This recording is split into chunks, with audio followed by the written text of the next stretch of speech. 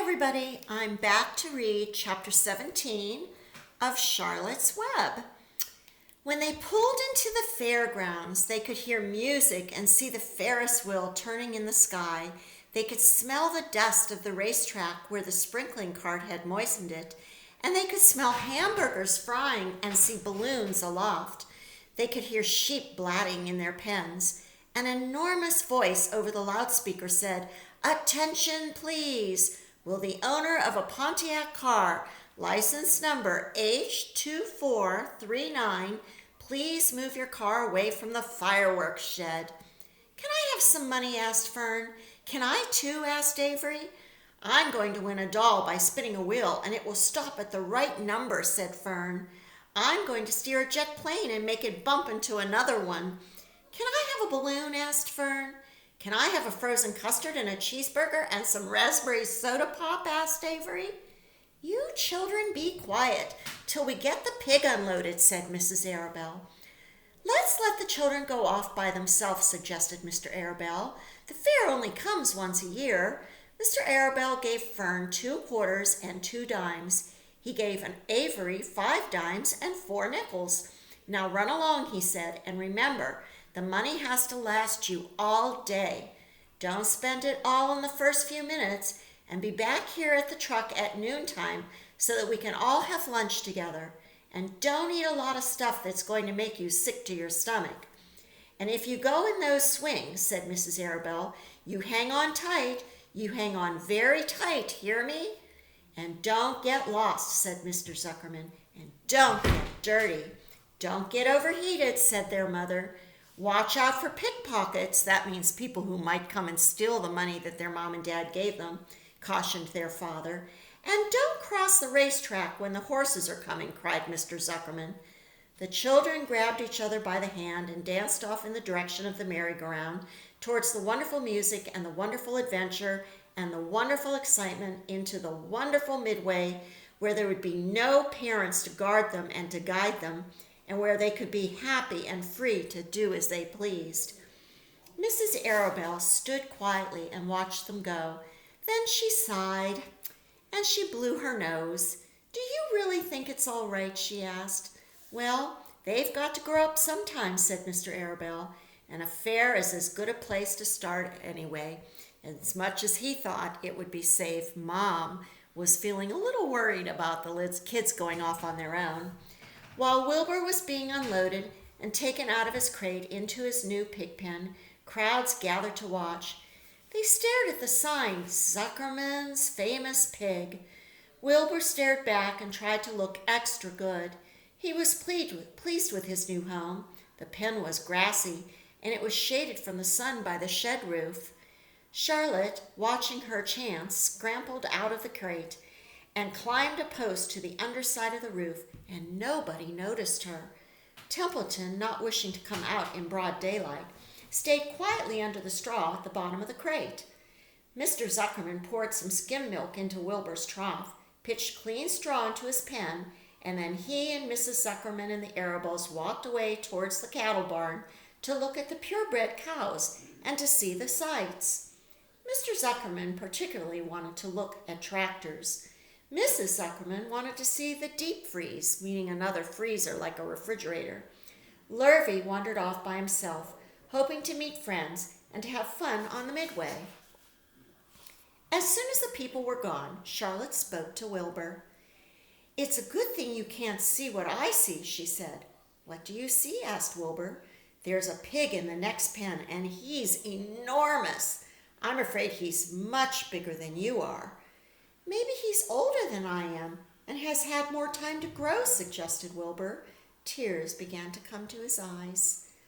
"I'll drop down and have a closer look," Charlotte said. Then she crawled along a beam till she was directly over the next pen.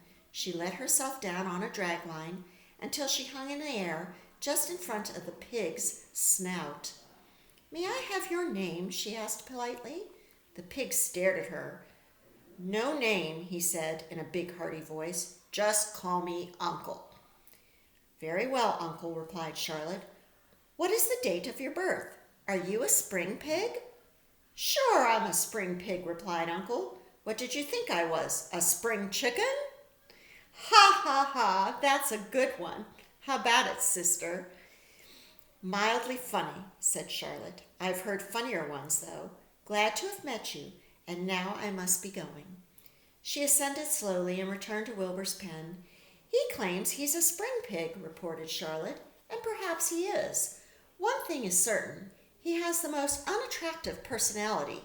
He is too familiar, too noisy, and he cracks weak jokes. Also, he's not anywhere near as clean as you are, nor as pleasant as you. I took quite a dislike to him in our brief interview. He's going to be a hard pig to beat, though, Wilbur, on account of his size and his weight. But with me helping you, it can be done. When are you going to spin a web? Asked Wilbur. This afternoon, late, if I'm not too tired, said Charlotte. The least thing tires me these days. I don't seem to have the energy I once had. My age, I guess. Wilbur looked at his friend. She looked rather swollen, and she seemed listless. I'm awfully sorry to hear that you're feeling poorly, Charlotte, he said. Perhaps if you spin a web and catch a couple of flies, you'll feel better. Perhaps, she said wearily, but I feel like the end of a long day. Clinging upside down to the ceiling, she settled down for a nap, leaving Wilbur very much worried. All morning people wandered past Wilbur's pen. Dozens and dozens of strangers stopped to stare at him and to admire his silky white coat, his curly tail, his kind and radiant expression. Then they would move on to the next pen where the bigger pig lay. Wilbur heard several people make favorable comments about Uncle's great size. He couldn't help overhearing these remarks, and he couldn't help worrying. And now, with Charlotte not feeling well, he thought, oh dear. All morning, Templeton slept quietly under the straw. The day grew fiercely hot. At noon, the Zuckermans and the Arabelles returned to the pig pen. Then, a few minutes later, Fern and Avery showed up. Fern had a monkey doll in his arms and was eating Cracker Jacks. Avery had a balloon tied to his ear and was chewing a candied apple. The children were hot and dirty. Isn't it hot? Said Mrs. Zuckerman. It's terribly hot, said Mr. Arabelle, fanning himself with an advertisement of a deep freeze. One by one, they climbed into the truck and opened lunch boxes. The sun beat down on everything. Nobody seemed hungry. When are the judges going to decide about Wilbur? Asked Mrs. Zuckerman. Not until tomorrow, said Mr. Zuckerman. Lurvy appeared, carrying an Indian blanket that he had won. That's just what we need, said Avery. A blanket. Of course it is, replied Lurvy, and he spread the blanket across the sideboards of the truck so that it was like a little tent. The children sat in the shade under the blanket and felt better. After lunch, they stretched out and took a nap. So let's look at the pictures here.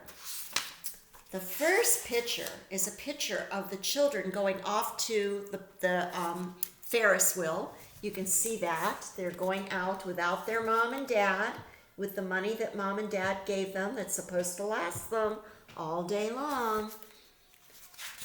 And here is Uncle. Look at how big he is. That's when Charlotte drops down to talk to him and finds that he's not all that friendly. But he is a big pig, isn't he? And that is the last picture, and the next chapter will be called The Cool of the Evening. So I will see you again tomorrow. Good night.